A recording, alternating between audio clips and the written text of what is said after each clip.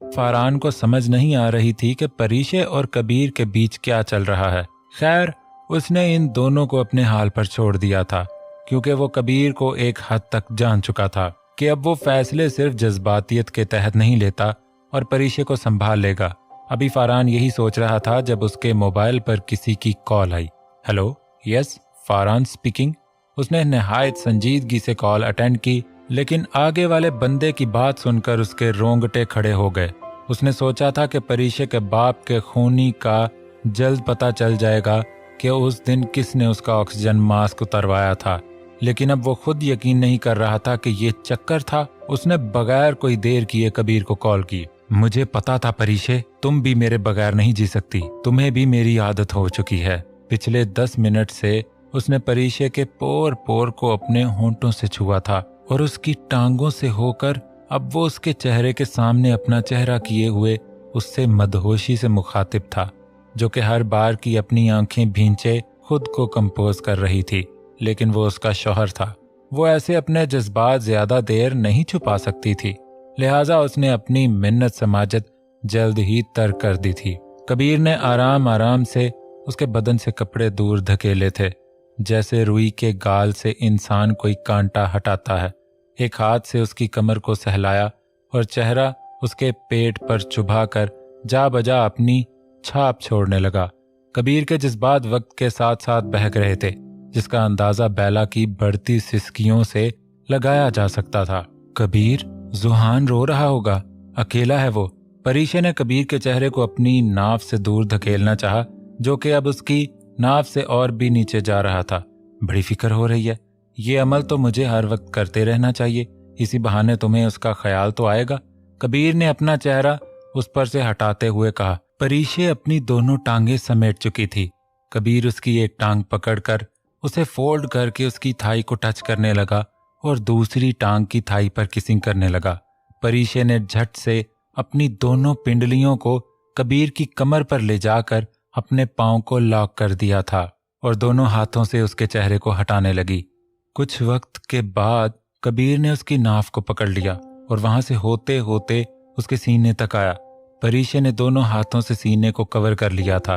कबीर ने उसके हाथों को एक हाथ से तकिए पर रखकर जकड़ लिया था, जबकि अब उसका हाथ परीशे के सीने पर था। सीने पर जा बजा लब फेरने के बाद उसका रजू उस दुश्मन जहां पर था जो कभी उसकी जान लेता था, और अपनी परीशे को बचाने के लिए उसे उस दिल का खात्मा करना था। उसने फौरन ही परीशे की गर्दन से बाल परे धकेले। लेकिन ये क्या? फारहान को पूरा 1 घंटा हो चुका था, लेकिन कबीर उसकी कॉल नहीं उठा रहा था, क्योंकि वो जनाब अपना सेल फोन बंद करके एक अहम मिशन को सरअंजाम दे रहे थे। इसमें इसको किसी की भी दखल अंदाजी पसंद नहीं थी, खा वो उसका बॉस जुहान ही क्यों ना हो, जिसे वो ऑफिस भिजवा चुका था। फारहान ने अब एक फैसला किया कि वो कबीर के पास जाए। जुहान को मलीहा के पास सौंप कर वो अब अपनी राह में रवां था। व्हाट द हेल, ये क्या कर दिया तुमने? कबीर ने उसकी गर्दन को अपने दोनों हाथों से खोजा, जहां पहले की तरह तिल जगमगा रहा था। परीशे ने फौरन अपनी आंखें वापस खोली। क्या हुआ कबीर? उसने ऐसे रिएक्ट किया जैसे कुछ भी ना हुआ हो। वो टैटू जो मैंने अपने नाम का यहाँ बनाया था, कहाँ गया वो? कबीर ने सख्त तासरात लिए उसके दोनों गालों को अपने दोनों हाथों से ताम कर कहा। क्या हुआ कबीर? तुम्हें अभी भी ऐसा लगता है कि इस लंबे अरसे में कुछ भी नहीं बदला, या ये ड्रामा तुम जानबूझकर कर रहे हो? कबीर के हाथों की गिरफ्त जब उसके चेहरे पर सख्त हुई तो वो चिल्ला उठी। नहीं कबीर, ये क्या कर रहे हो तुम नहीं चिल्ला सकते। कबीर ने अपने हाथ की गिरफ्त को उसकी गाल पर नर्म की और आंखें बंद करके खुद को सुकून बख्शा। परीशे अब उसके बदलते तासरात देख रही थी। कबीर ने अपने चेहरे को थोड़ा सा तिरछा किया और उसके चेहरे को करीब लाया। थोड़ी देर बाद ही उसके होंठों की कपकपाहट से परीशे को उसके अंदाजे भांपने में देर न लगी, लेकिन परीशे उससे पहले खुद को छुड़वाती कबीर अपने होंठों को उसके होंठों से टच कर चुका था। अपने दोनों हाथों को वो अब परीशे के चेहरे से हटाते हुए उसकी गर्दन पे फेरने लगा और साथ साथ परीशे के निचले होंठ को अपने दोनों होंठों में भर चुका था।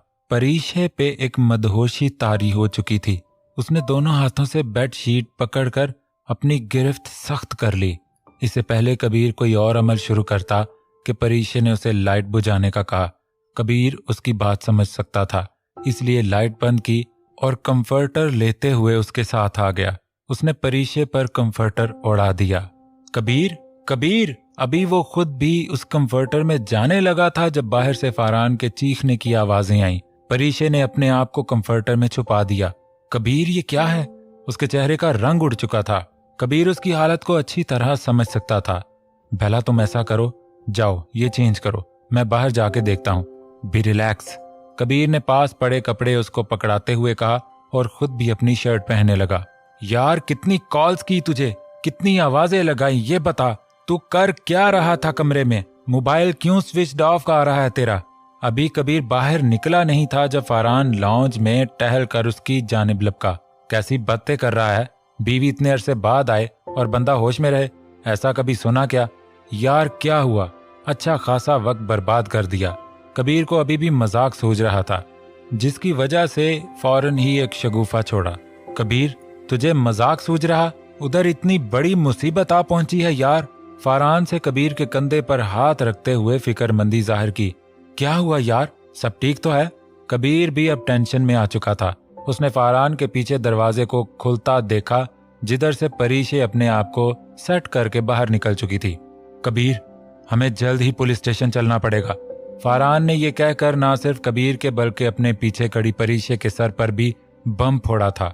क्या हुआ, सब कुछ ठीक तो है? ये लफ्ज फरहान को अपने पीछे से सुनाई दिए थे। परीशे तुम? हकलाते हुए उसने परीशे से कहा। हाँ, लेकिन पुलिस स्टेशन, और वो भी कबीर? परीशे की समझ में कुछ नहीं आ रहा था।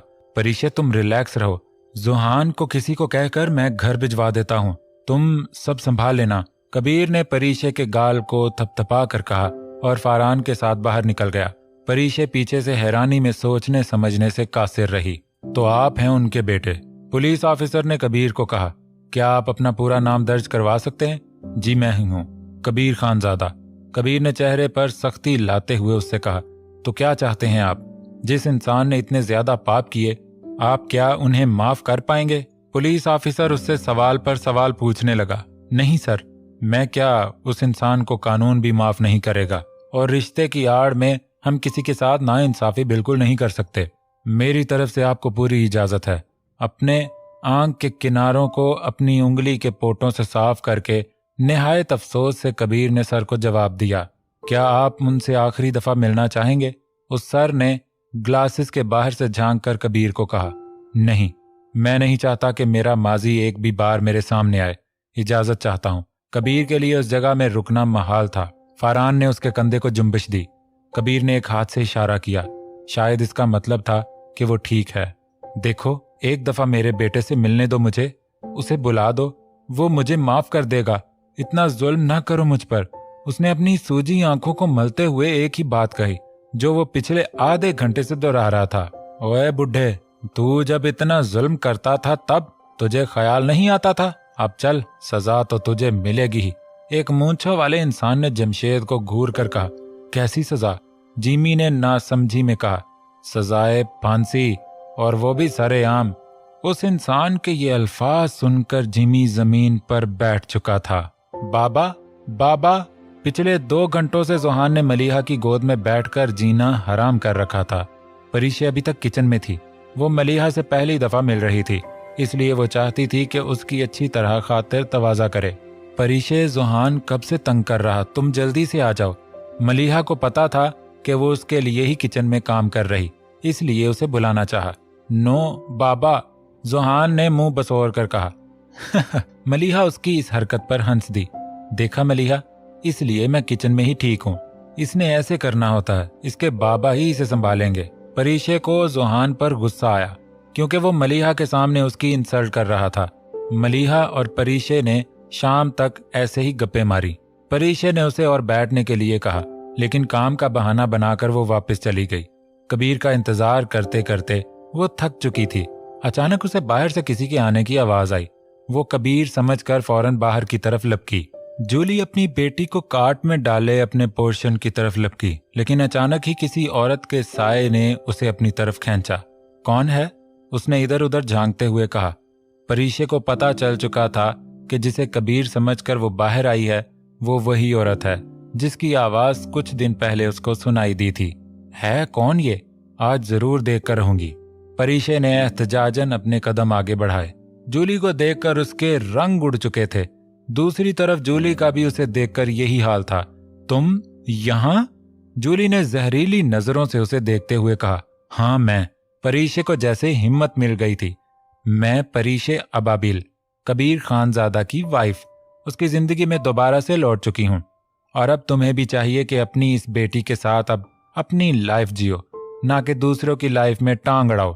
परीशे ने एक उंगली उठाकर उसे कहा। जूली के तन बदन में आग लग चुकी थी। तुम्हारी इतनी औकात नहीं कि ये सब तुम मुझसे कह सको। मुझे जहां होना चाहिए वही हूं मैं। हाँ अलबत्ता तुम्हें तो ऑर्फनेज में होना चाहिए था ना। जिसके माँ बाप मर चुके हो वो वही होते हैं, राइट? उसने जल भून कर कहा। परीशे का पारा हाई हो चुका था। चटाख! अब करो बकबक। इस बेटी को लेकर इस घर से फौरन जाओ। परीशे ने एक छाप मारकर उसकी अकड़ निकाली।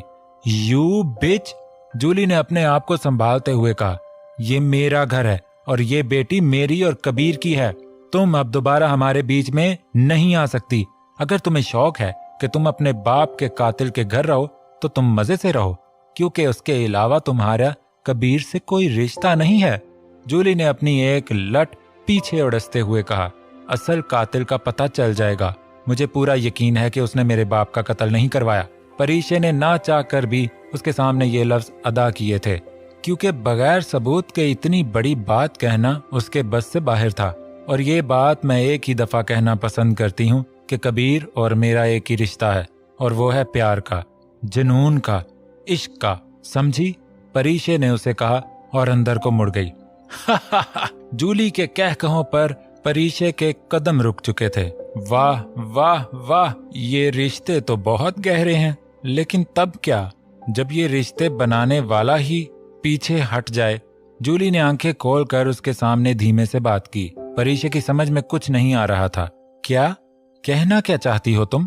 उसने दोबारा उससे सवाल किया। उफ, सिंपल सी बात की है, बल्कि बताई है कि जब रिश्ता बनाने वाला ही आजाद कर दे तो वो रिश्ता कहाँ का रहता है। किसी ने भी किसी को आजाद नहीं किया, समझी तुम? परीशे ने उसकी बात काट दी थी। अच्छा, तो फिर ये बताओ कि कबीर पुलिस स्टेशन गया है? ये तो तुम्हें पता है, लेकिन क्यों गया है ये क्यों नहीं पता तुम्हें? जूली ने उसको चीख कर कहा। वाकई में परीशे को क्या पता कि वो किस वजह से गया है। हाँ, जाओ जाओ, आजादी मुबारक परीशे, कबीर तुम्हें जरूर आजाद करेगा। जूली के कह कहे हवा में बुलंद होने लगे। उसके साथ साथ परीशे के कदम पुलिस स्टेशन की जानिब और भी तेजी से बढ़ने लगे। मैं ये कैसे कर सकता हूँ? उसे अपने से दूर नहीं कर सकता फरहान। पेन को हाथ में थामते ही उसके जहन में झमाके से आज तक उसके साथ बिताए हुए पल याद आए। नहीं कबीर, तुझे ये करना होगा। इस कैद से इस इंसान को आजाद करके उसे रिहाई दे। ये जिल्लत, ये बेहतर वो रिहाई है। चल यहाँ साइन कर। फरहान ने कबीर को पेज पर साइन करने के लिए कहा। कबीर के हाथ अभी कांप रहे थे, लेकिन कानून के असूलों पर चलने से वो खुद को ना रोक पाया। वो तेज तेज कदमों से चलकर बिलाखिर अपनी मंजिल तक पहुंच चुकी थी। उसने कबीर के हाथ में पेपर और पेन देख लिया था। तो क्या वाकई में वो ऐसा करने जा रहा था? नहीं, अगर ऐसा है तो वो उसे रोकेगी, उससे पूछेगी कि ये क्यों कर रहे हो तुम ऐसा। लेकिन इन सोचों ने उसे लेट कर दिया था। दूसरी तरफ कबीर उस कागज पर साइन करके किसी के मुस्तकबिल का फैसला कर चुका था।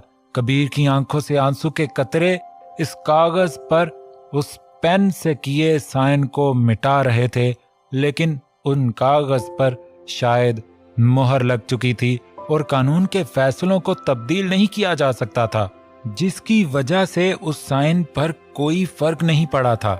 नहीं! परीशे के मुंह से अल्फाज निकले। उसने अपनी आंखें बंद कर ली, जैसे उसके हौसले किसी ने उससे छीन लिए हों। कबीर! परीशे की उस चीख से कबीर के हाथों से वो कागज और कलम छूट चुके थे। उसने फौरन दूसरी तरफ देखा, जहां वो जमीन पर अपनी आंखें बंद किए बैठी थी। बेला! कबीर के लब से आहिस्ता सा निकला। इससे पहले वो परीशे के पास जाता परीशे बेहोशी की वादियों में खो चुकी थी।